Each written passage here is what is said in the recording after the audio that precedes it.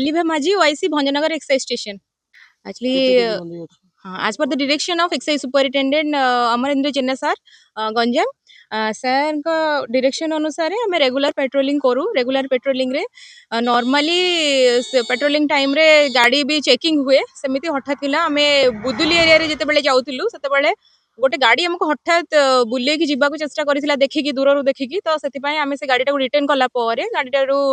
these जन accused थिले आउ गाड़ी पछरे दिटा बस्ता थिला बस्तारे गंजेई थिला टोटल 50 केजी गंजेई अछि गाड़ी रे आउ दिज जन आक्यूज अछंती दिज जन जाका आक्यूज कंधमाल एरिया रो ए बोलेरो नियोटी को धरिकी से जाउथिले सेमान कहबा अनुसार से माने आस्का आडकू जाउथिले गंजेई नै ना ना सेमती आउ किछि अधिक लोक किए अछंती कि कोन सेमती किछि इन्फॉर्मेशन हम पाखरे नाही जेति पर्यंत आज पर्यंत जेति से डिस्क्लोज करछंती ए पर्यंत जे से दि जण ही थिले से कहि नांती कुआडे जाउथिले कोन किछि कहि नांती ସେମାନେ ଆଗରୁ ବେପାର କରୁଥିଲେ ନା ପ୍ରଥମ ଥର